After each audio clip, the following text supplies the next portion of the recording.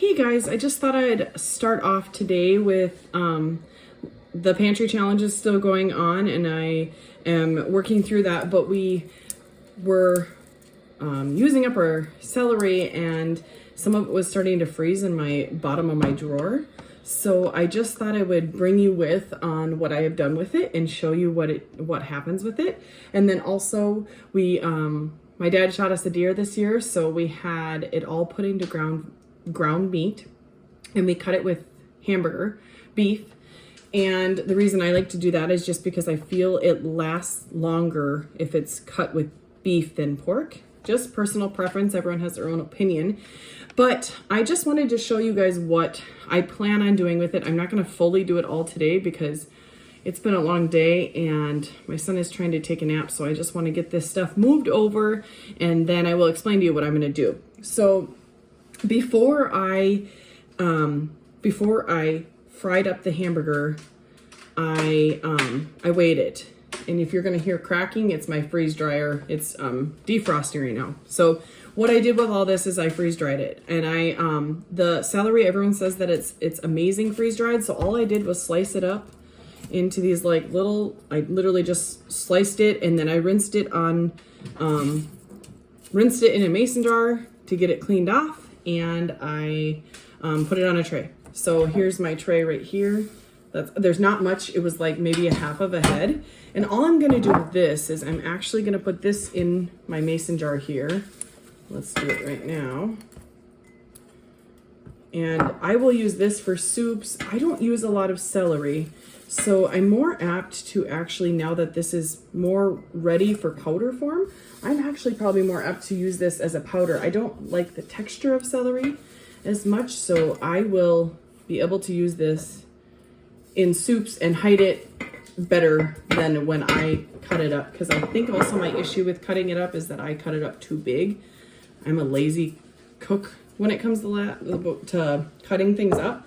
So anyway, so this is what it looks like, and it's just dried celery, freeze-dried celery. And I will, if I was to want to keep this for a long time, longevity, yes, I would put it in my Mylar bags here, and then I would put some oxygen absorbers and I would freeze dry or seal it. But I don't want to. This isn't enough for me to think that I'm going to use this in 5 years or 2 years. The way we use our freeze dryer is a lot different than a lot of people, I think. A lot of people using it for prepping for many years down the road. And that's not necessarily our thought on how we're going to be using our freeze dryer. We're really using it for the things either in that year because it's convenient to have things freeze dried like this and just be able to throw it in. Or in the next few years. I don't plan on using this stuff more than 5 years out. So regardless, if I am going to use it, if I think I'm going to use it in 2 or 3 years, I will still put it in a Mylar bag and seal it. But if I'm going to use it in the next year, like this jar, we will use this winter. I have no problem with that. If it's going to go bad, I either freeze it or I'm going to freeze dry it. So, and I prefer everything freeze dried so I don't have to waste room in my freezer. So that other thing that was just one, not even a whole tray. I kind of wasted space, but that's just what I did because I wanted to fill the freeze dryer up a little more. So my next project that I did was I took, let's see, about 10 pounds of venison, and I fried it up in the frying pan, just like you would for making anything you're gonna make.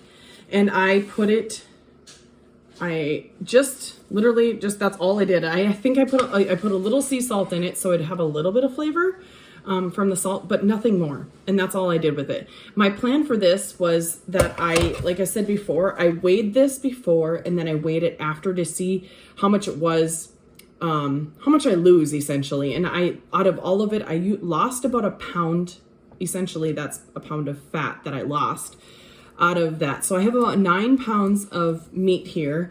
And when I was putting it on the trays, I actually did measure it, and I was gonna put, I did 4 pounds in each batch while I was frying it. I fried it in 4-pound batches, and on the trays I was gonna put 4 sections, and then it got to be where it was like, okay, that's too much. So I just wanted to know how much ground meat was in each pound. So really, my calculations that I came up with for my venison is 2.5 cups. So I'm gonna put 2.5 cups in one of these jars, and then I'm gonna actually vacuum seal these because this is 10 pounds. We won't use all of this in, we'll definitely use it in the next year, but I would just want to vacuum seal it so then it's easy to have. And we plan on moving out to our farm soon, and we'll be living in a camper for the first couple months, and this will come in really handy to just have to put some hot water in it or put it in some spaghetti sauce and let it absorb that moisture.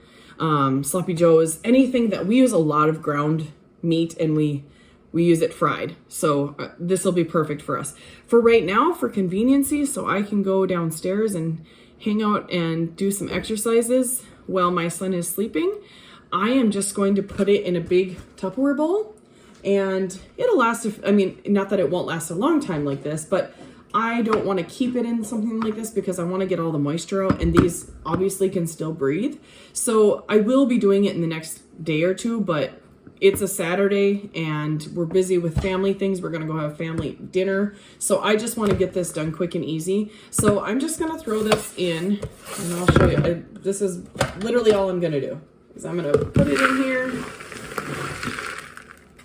and that's it. By the way, my dogs are downstairs in my bedroom so they don't make noise up here, but they would definitely be under my feet right now. My child actually would be too, and he, for some reason, he doesn't like meat, but he would eat it freeze-dried like this just because it's the nostalgia of having it freeze-dried. So anyway, okay.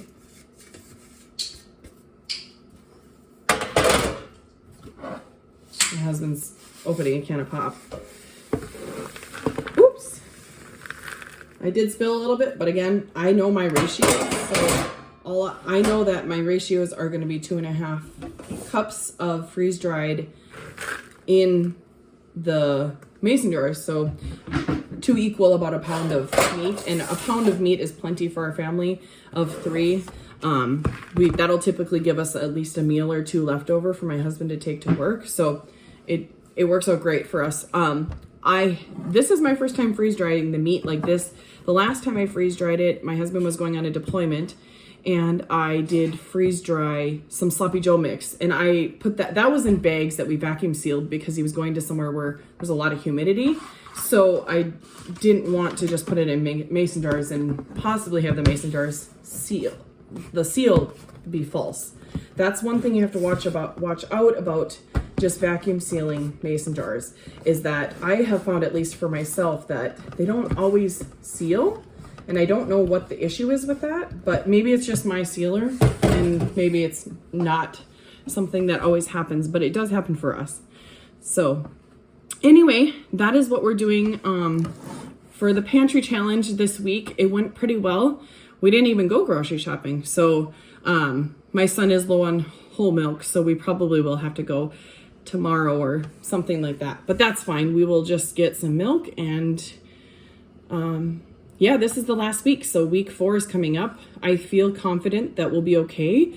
We still have a lot of frozen vegetables, and if I'm feeling up to it, I may take some of my frozen vegetables and freeze dry them, because again, I'm trying to get rid of using everything, trying to get rid of the freezer aspect of it and being dependent on the freezer, because I tend to find that I go for more convenience, and if I have to go to my freezer is in the basement, so if I have to go to the basement to get a vegetable out when I'm cooking in the kitchen at the moment with my son, and I don't want him to, burn himself when I run downstairs, I tend to just leave the vegetable out. Like, we'll just have potatoes and a meat, and then I'm not using my stuff that I worked hard at processing. So I would like to have more on my in my cupboards rather than having it in the freezer. And we are looking at finally getting rid of my breast milk freezer, is what we call it, because it's an